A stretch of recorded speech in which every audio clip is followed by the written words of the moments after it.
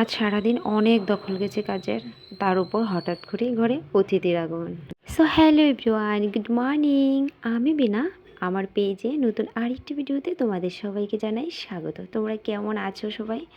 এই ভিডিওটি ছিল বৃহস্পতিবারে এতটাই কাজের দখল গেছে যে তোমাদের সাথে ভিডিওটার শেয়ারই করতে পারিনি। সেজন্য আজ শুক্রবার তোমাদের সাথে এই ভিডিওটি শেয়ার করছি। আজ তো সৃজা স্কুল ছুটি, সৃজা ঘরে, তার মানে সারাদিন প্রচুর প্রচুর কাজের প্রেশার। সৃজা সারাদিন ঘরে থাকা মানে কাজের সব কিছু লেট, খুব ডিস্টার্ব করে ইদানিং। তো আজ আবার সকালবেলা ও টিউশন টিচার চলে আসবে, তো সে কারণে ঘুম থেকে ওঠার পরে খাবার দাবার ওকে ভালো করে খাইয়ে দিয়েছি। ও তো এইদিকে পড়ছে আর এইদিকে আমি রান্নাঘরে রান্নাবান্না থেকে শুরু করে অন্যান্য কাজগুলি করে নিচ্ছি। আজ ভাবছি রান্নাঘরটা একটু ভালো করে পরিষ্কার করব। ওই যে বললাম মাসে একবার করে সব কিছু সাফ করি, আসলে এতই তেল কাজটা হয়ে যায়, মাসে একবার করে পরিষ্কার না করলে মানে খুব নোংরা হয়ে যায়, ফ্রিজ থেকে শুরু করে সব জিনিস। তো আজ যেহেতু স্কুল ছুটি, ওই রান্নার ফাঁকে ফাঁকে অন্যান্য কাজগুলি করে নিচ্ছি। ফ্রিজটা মোছা হয়ে গেছে আর এইদিকে আমার ঝিঙে আলু তরকারিটাও হয়ে গেছে। ও পড়া শেষ করে উঠতে উঠতে মানে যেটুকু কাজ করতে পারি। মাসটা চলে যাওয়ার পর এসেই তো দেখছে যে আমি র্যাকটা ধরেছি, বলছে মা আমি হেল্প করব তোমাকে। মানে এখন তো সারাদিন আমি যে কাজই করব, ওই যেটা হয়ে যাবে 10 মিনিটে সেটা লাগবে 20 মিনিটে, মানে ও করবে। দেখতেই পাচ্ছ ক্যামেরাতে একবার যাচ্ছে একবার আসছে, মানে ও করবে। এটা নিয়ে কান্নাকাটি শুরু করেছে। তো পরের দুটো যে থাকছিল ওটা বললাম মা তুমি নিজেই নামাবে, আমি আর করব না। আর ওইদিকে আমি আলু ভাজি কাঁকরোল ভাজি করব, সেটাও বসিয়ে দিয়েছি। মাসে একবার করে মুছে রাখলে এগুলি তেল কাজটায় নোংরা হয়ে থাকে না, না হলে ওই তেল তেলে ভাব হয়ে থাকে আর মানে খুব বিশ্রী লাগে দেখতে।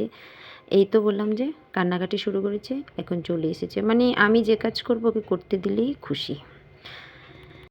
মাঝে কিন্তু বন্ধুরা আবার ফোন এসে আমার আধ ঘন্টা সময় নষ্ট হয়ে গেছে, তো এই জন্য কাজে লেট হয়ে গেছে। এখন ঘড়িতে প্রায় 12:30 বেজে গেছে আর আমি ওই র্যাকটা ধরেছি, ওইটাও পরিষ্কার করে এখন দেখো বিকেলবেলা আজ করব সন্ধ্যের টিফিনে কাবলি ছানা আর হচ্ছে পুরি করব।